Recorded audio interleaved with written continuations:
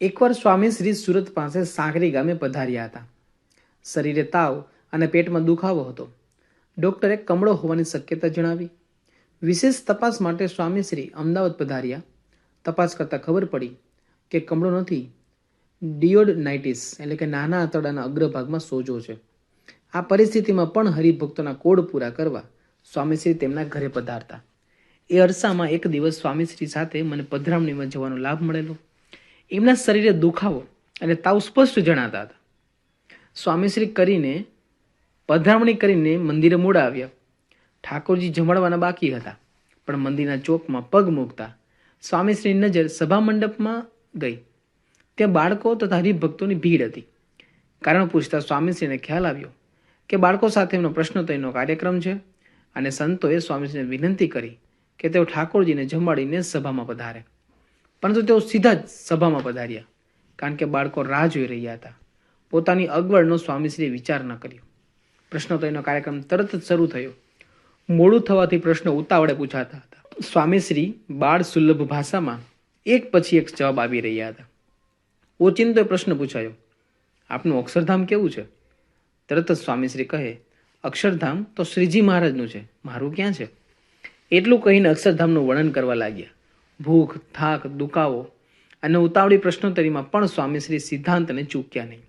તેમને ભગવાન સાથે સ્વામી સેવક ભાવનો સંબંધ અખંડિત છે. અનેક મનુષ્યોને આ સંબંધ કરાવવા તેઓ સતત વિચરતા રહે છે. તેમાં દેહ તથા મનના પીડાને ગણતા જ નથી.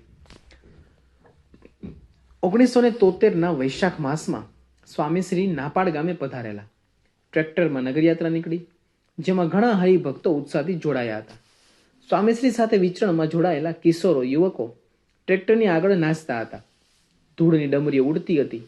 ટ્રેક્ટરની હાલાકી, ધૂળ, પરસેવો, ઘોંઘાટ, ગીર્દી વગેરે કશું જ સ્વામીશ્રીની નજરમાં ન હતું. તેઓ તો દ્રષ્ટિ દ્વારા યુવકોને સુખ આપી રહ્યા હતા. નગરયાત્રા મંદિરે અટકી. સમૂહ મોટો અને મંદિર નાનું. સમાય સી રીતે? એટલે નાની જગ્યામાં વધારે અકળામણ. સ્વામીશ્રી ઠાકોરજીના દર્શન કરી જેવા પોતાના આસને બિરાજ્યા કે હરિભક્તો દર્શન માટે પડાપડી કરવા લાગ્યા.